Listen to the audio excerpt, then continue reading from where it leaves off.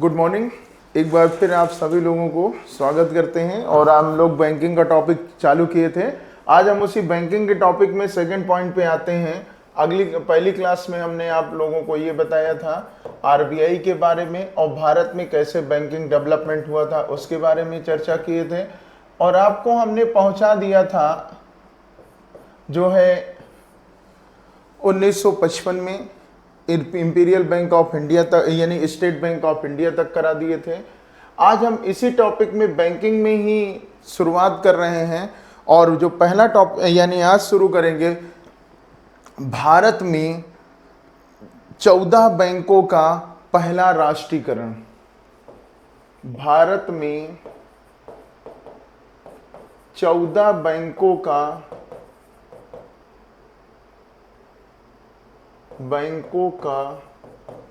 पहला राष्ट्रीयकरण।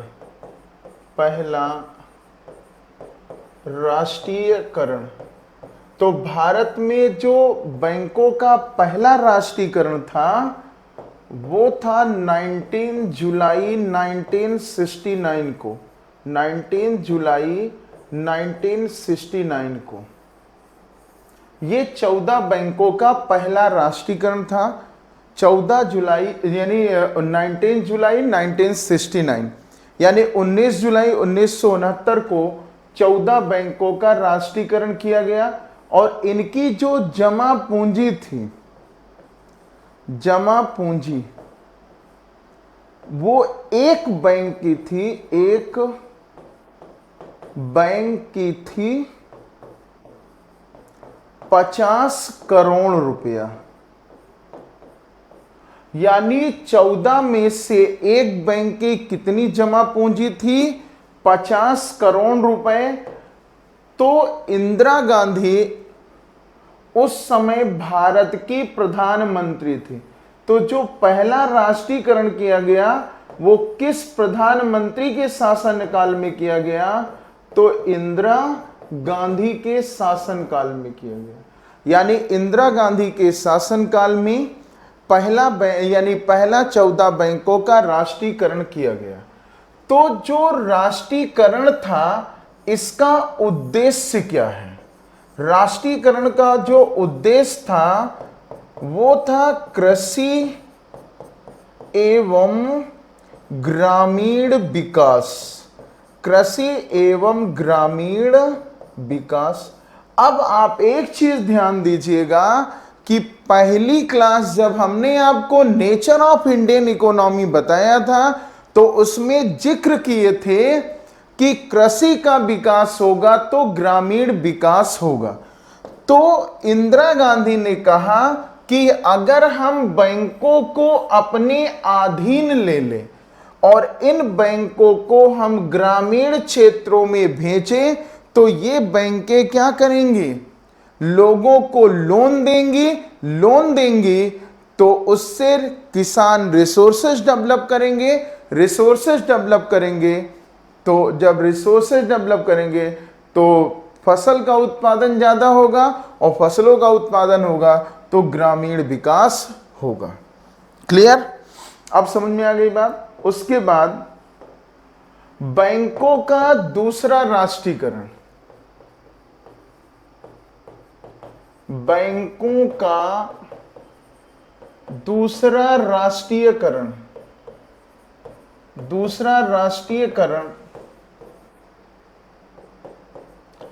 15 अप्रैल 1980 को किया गया। 15 अप्रैल 1980 को 6 बैंकों का किया गया।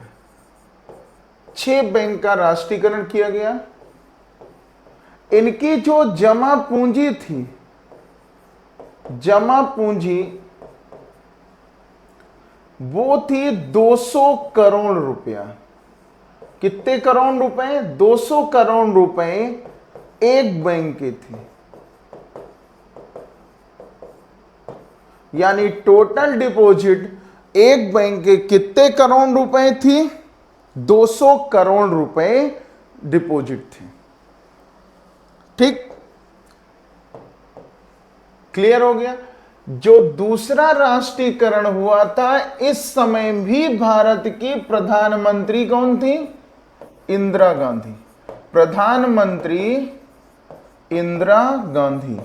यानी जो बैंकों का राष्ट्रीयकरण दोनों हुआ है वो किस प्रधानमंत्री के शासनकाल में हुआ है?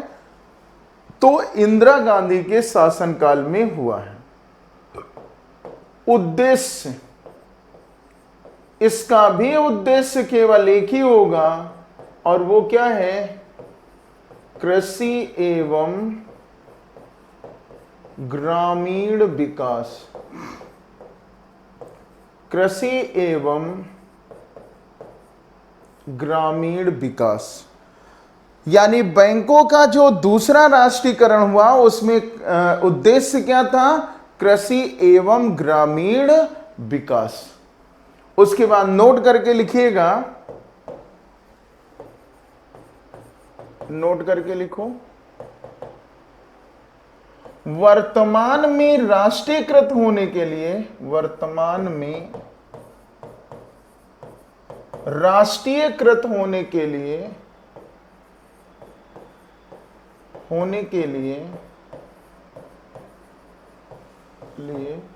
कितने करोड़ रुपए चाहिए? कितने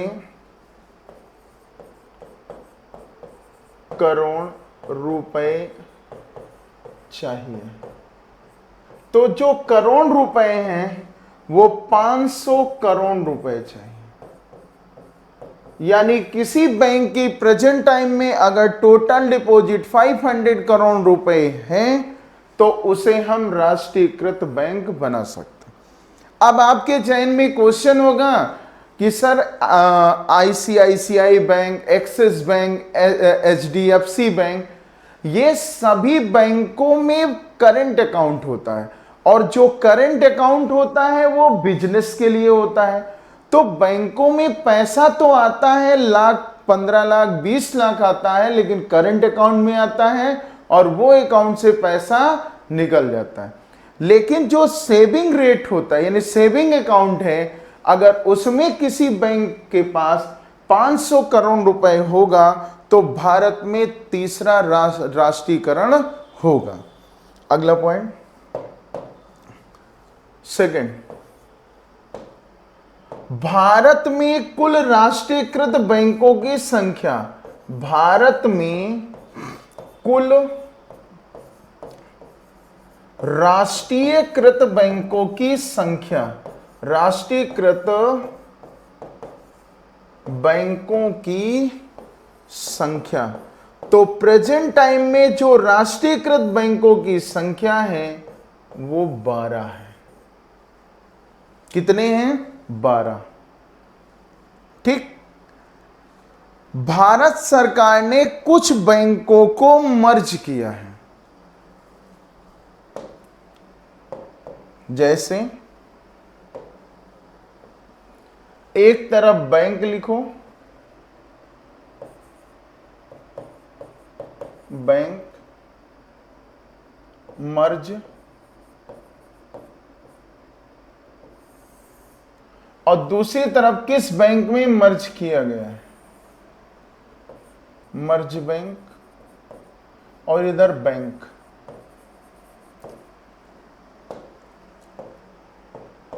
जैसे देना bank plus Vijaya bank,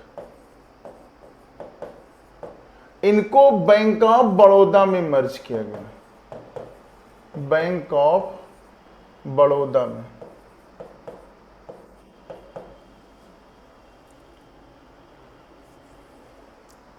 syndicate bank, syndicate bank, इसको जो मर्ज किया गया है केनरा बैंक में।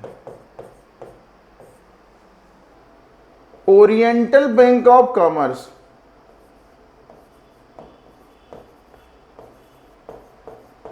Bank of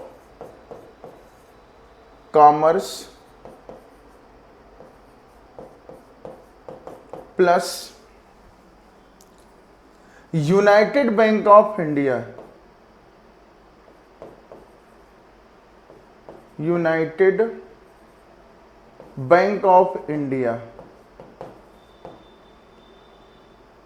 United Bank of India.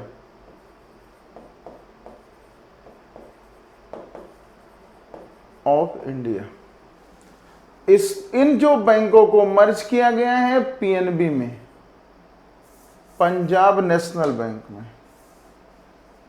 किसमें किया गया है? पीएनबी में, पीएनबी में। इलाहाबाद बैंक, इलाहाबाद बैंक, इसको इंडियन बैंक में मर्ज किया गया, Indian bank.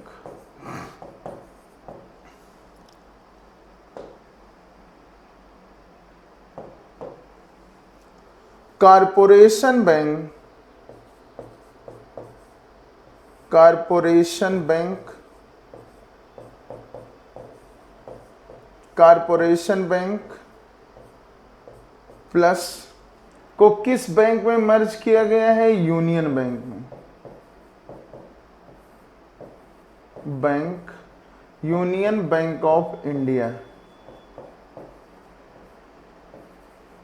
India, union bank of India. और इसी के साथ आंध्रा बैंक को मर्ज किया गया। किस बैंक को मर्ज किया गया है? Andhra bank, Andhra bank. यानी यूनियन में कारपोरेशन बैंक, आंध्रा बैंक को यूनियन में बैंक में मर्ज किया गया, इलाहाबाद बैंक को इंडियन बैंक में, ओरिएंटल बैंक ऑफ कॉमर्स और यूनाइटेड बैंक ऑफ इंडिया को पंजाब नेशनल में, सिंडिकेट को केनरा में, और देना प्लस विजय बैंक को बैंक ऑफ बड़ौदा में। तो कितने होंगे? 2 3 4 5 6 7 8, यानी 8 बैंकों को किस में मर्ज कर दिया गया? इन बैंकों के साथ मिला दिया गया है। ठीक, उसके बाद फिर आते हैं, आप लोगों ने आरआरबीज का नाम सुना होगा। आरआरबीज, क्षेत्रीय ग्रामीण बैंक, क्षेत्रीय ग्रामीण बैंक यानी आरआरबीज। बैंकिंग का अगला टॉपिक होगा आरआरबीज यानी क्षेत्रीय ग्रामीण बैंक। 2 अक्टूबर 1975 को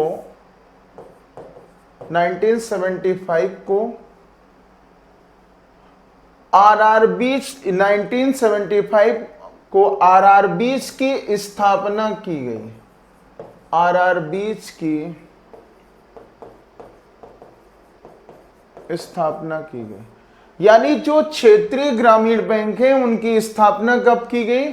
2 अक्टूबर 1975 को आरआरबीज की स्थापना की गई। और एक आरआरबीज नहीं बनाए गए, 5 आरआरबीज बनाए गए। कितने आरआरबीज बनाए गए? 5। सबसे पहले बैंक का नाम होगा मुरादाबाद ग्रामीण बैंक, मुरादाबाद ग्रामीण बैंक। दूसरा होगा गोरखपुर ग्रामीण बैंक। तीसरा होगा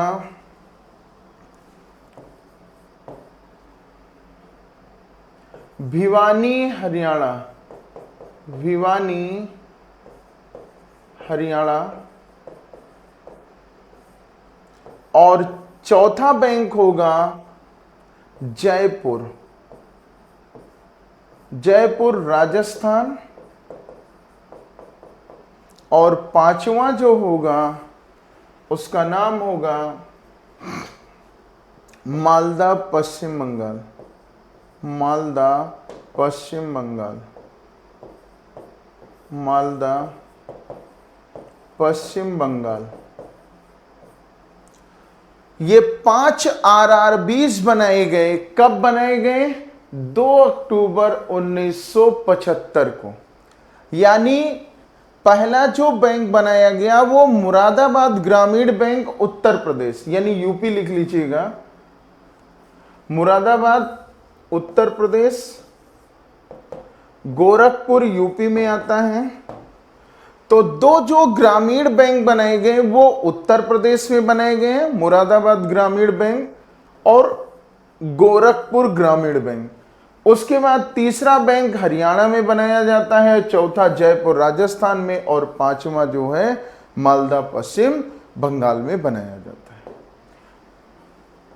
आरआरबीज में जो पैसे की फंडिंग होती है वो 3 लोग मिलके करते हैं।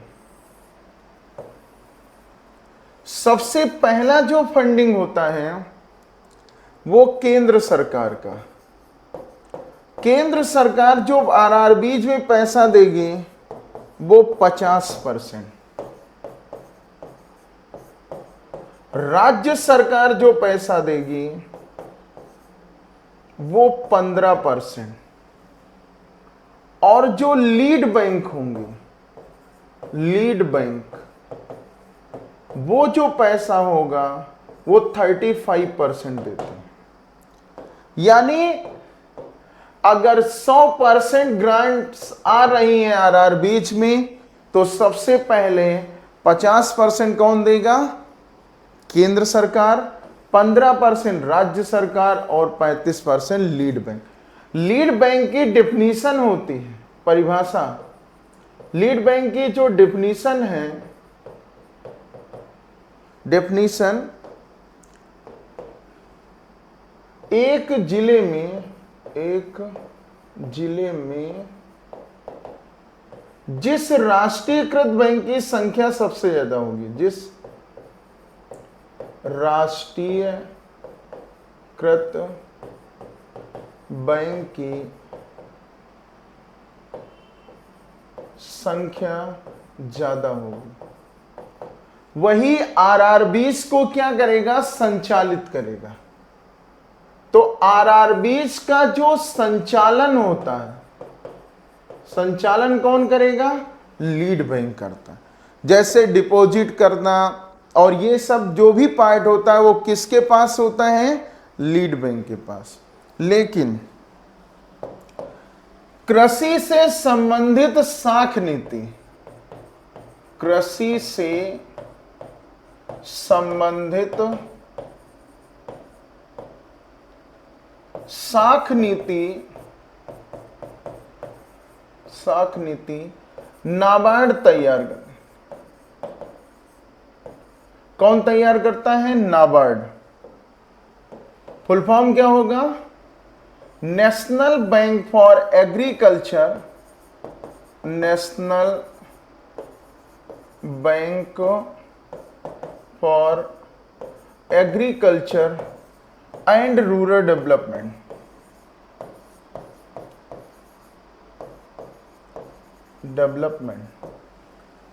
National bank for agriculture and rural development, ये नाबार्ड का फुल फॉर्म होता है। तो जो कृषि से संबंधित जितनी भी साख नीति होती है वो कौन तैयार करता है? नाबार्ड तैयार करता है। ठीक, ये क्लियर हो गया। अगले पॉइंट पे आते हैं। नेक्स्ट नोट में लिखो, दो राज्यों में आरआरबीज नहीं है। दो राज्यों में आरआरबीज नहीं है, दो राज्यों में आरआरबीज नहीं है। पहले राज्य का नाम होगा गोवा और दूसरे राज्य का नाम है सिक्किम। इन दो राज्यों में क्षेत्रीय बैंक नहीं है। बाकी 26 राज्यों में क्षेत्रीय ग्रामीण बैंक हैं, लेकिन गोवा और सिक्किम में कोई भी ग्रामीण बैंक नहीं है। तो एग्जाम में, वनडे एग्जाम में आता है कि जो आरआरबीज है या क्षेत्रीय ग्रामीण बैंक है, इसकी स्थापना कब की गई? तो इसकी स्थापना की गई 2 अक्टूबर 1975 को, यानी 2 अक्टूबर 1975। ठीक, अगला जो पॉइंट होगा, तो ये क्लियर हो गया कि 28 राज्यों में से कितने राज्यों में आरआरबीज नहीं है? गोवा और सिक्किम में। नेक्स्ट पॉइंट हमारा होगा नाबार्ड, NABARD। बहुत इंपॉर्टेंट है वनडे एग्जाम के लिए। नाबार्ड से बहुत क्वेश्चन आए हैं, आप लोग मिला भी लीजिएगा। National bank for agriculture and rural development,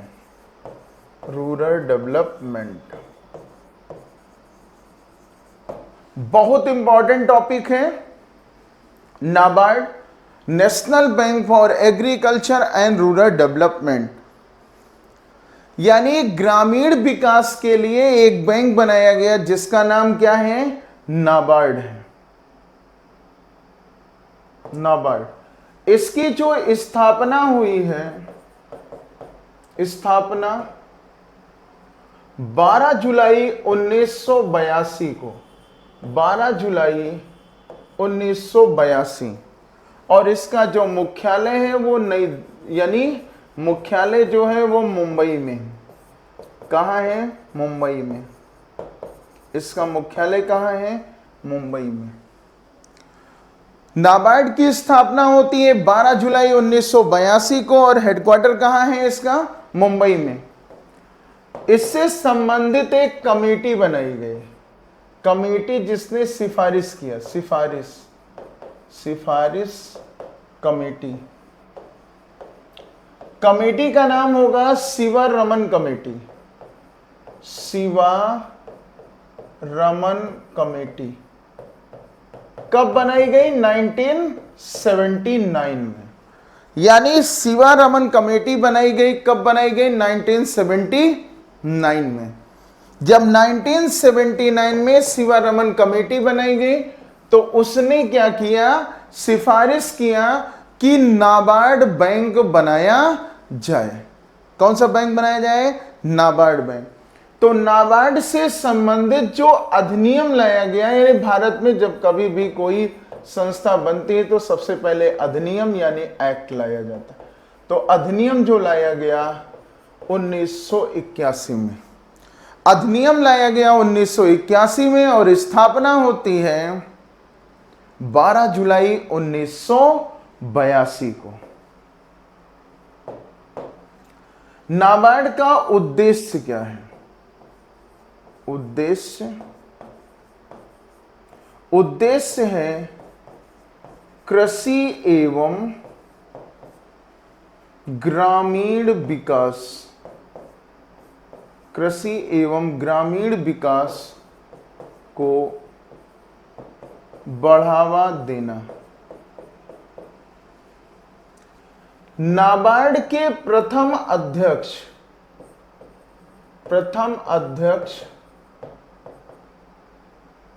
S Ramakrishnan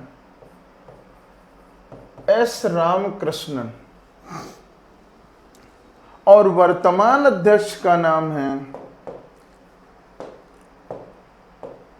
NABARD के जो वर्तमान अध्यक्ष हैं, वर्तमान अध्यक्ष नाम है साजी केवी,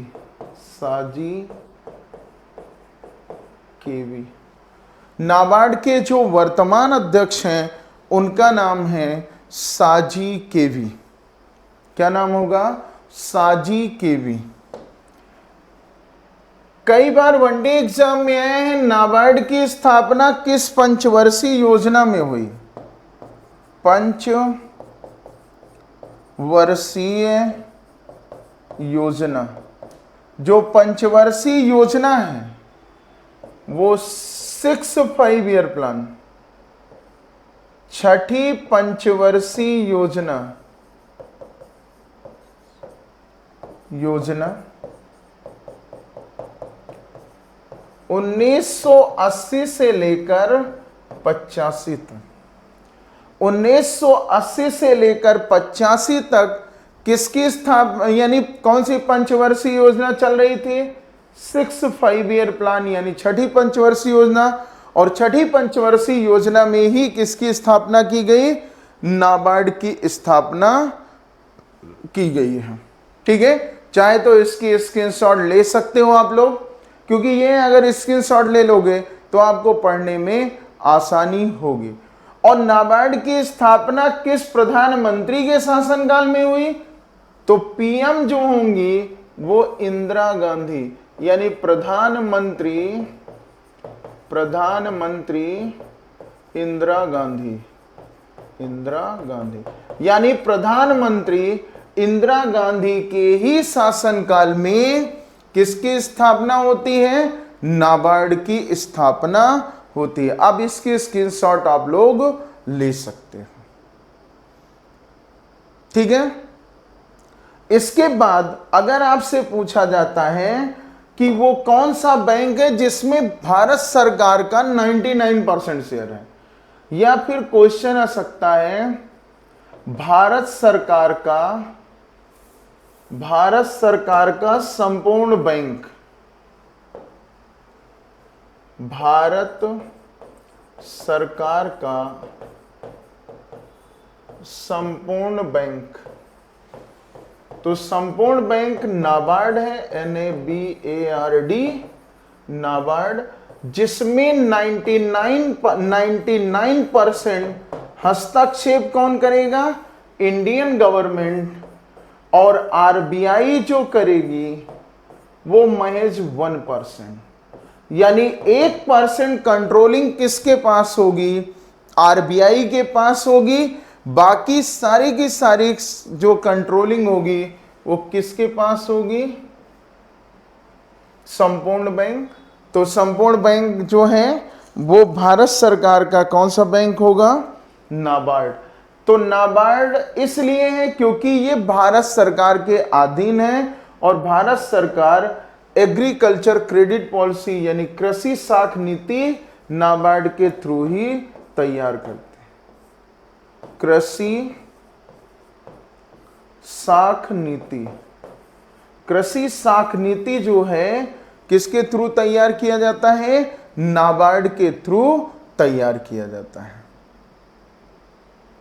ठीक है, तो भारत का जो संपूर्ण बैंक है उसका नाम है, यानी नाबार्ड क्या करेगा?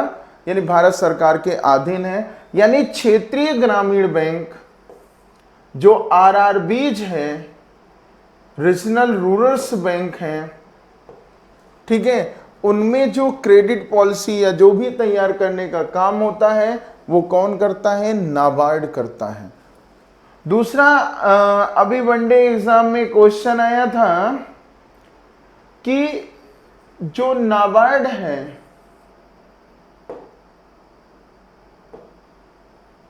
नाबार्ड किस अधिनियम की धारा के तहत स्थापित किया गया? तो यहां पे एक चीज और बढ़ा लीजिएगा, 1981 की धारा 61 के तहत। किस धारा के तहत? 61 के तहत हम किसकी स्थापना करते हैं? नाबार्ड बैंक की स्थापना करते हैं। क्लियर? बात समझ में आ गई? उसके बाद कई सारे डेवलपमेंट बैंक बनाए जाते हैं, लेकिन जो मेन जो आपका डेवलपमेंट बैंक है वो आपका नाबार्ड है। नाबार्ड से क्वेश्चन भी पूछे जाते हैं कई एग्जाम में, बहुत सारे एग्जामों में नाबार्ड का क्वेश्चन पूछा गया है, तो आप लोग इसकी स्क्रीनशॉट जरूर ले लीजिएगा। ठीक है, अगले पॉइंट पे आते हैं, नेक्स्ट पॉइंट। तो ये हमारा था बैंकिंग का segment. State Bank of India में एक पॉइंट रह गया था SBI में, उसको करा देते हैं।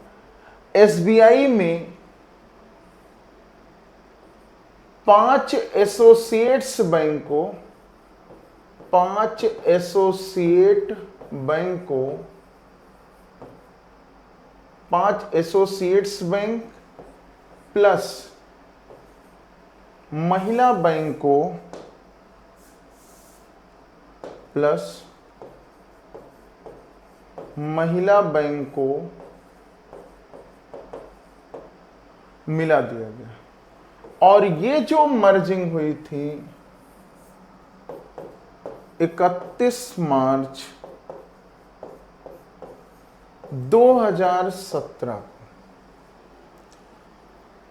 31 मार्च 2017 को स्टेट बैंक ऑफ इंडिया में 5 एसोसिएट्स बैंक और प्लस महिला बैंक को मर्ज किया गया। वो 5 एसोसिएट्स बैंक कौन कौन से हैं? पहला है स्टेट बैंक ऑफ पटियाला, दूसरे का नाम होगा स्टेट बैंक ऑफ ट्रावनकोर,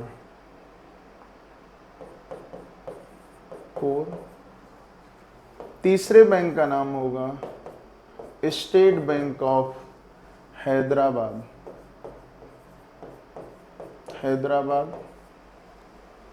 चौथे का नाम होगा state Bank of Mysore,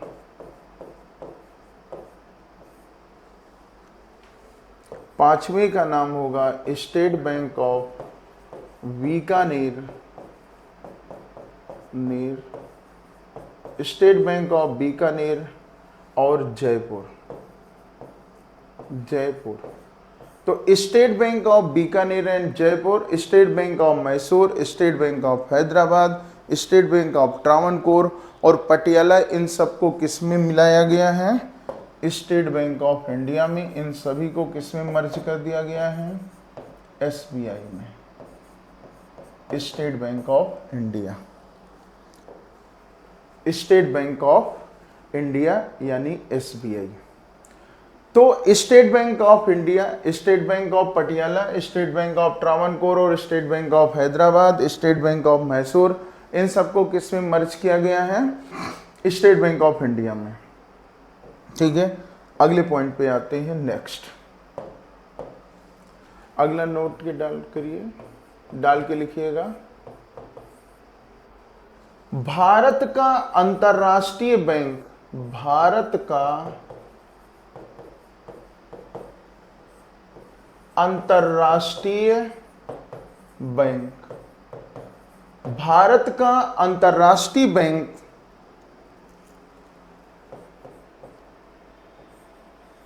bank of Baroda,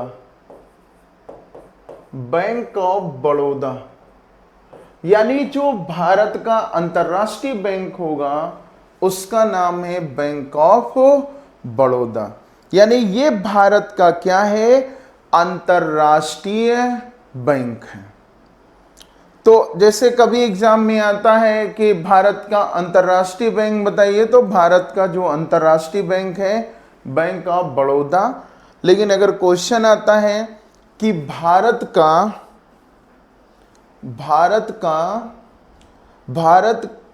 के किस बैंक की सबसे ज्यादा ब्रांच कहां है विदेशों में, तो स्टेट बैंक ऑफ इंडिया का नाम आएगा। लेकिन अगर अंतरराष्ट्रीय बैंक पूछता है, यानी भारत का अंतरराष्ट्रीय बैंक कौन सा है, तो जो भारत का अंतरराष्ट्रीय बैंक होगा वो होगा बैंक ऑफ बड़ौदा। दो क्वेश्चन आते हैं, भारत के किस बैंक की ब्रांच सबसे ज्यादा है विदेशों में, स्टेट बैंक ऑफ इंडिया की, और भारत का अंतरराष्ट्रीय बैंक कौन सा होगा, तो भारत का जो अंतरराष्ट्रीय बैंक है उसका नाम है बैंक ऑफ बड़ौदा। क्लियर? तो बैंक ऑफ बड़ौदा और भारत का अंतरराष्ट्रीय बैंक बैंक ऑफ बड़ौदा होगा। ठीक है, तो इसके साथ साथ तो अगली क्लास में मिलेंगे और इसके आगे की चर्चा करेंगे। तब तक के लिए धन्यवाद, नमस्कार। अगले टॉपिक के साथ फिर मिलेंगे। तो जो हमारा अगला टॉपिक होगा वो होगा फाइनेंशियल मार्केट यानी वित्तीय बाजार। ठीक है, ओके, धन्यवाद।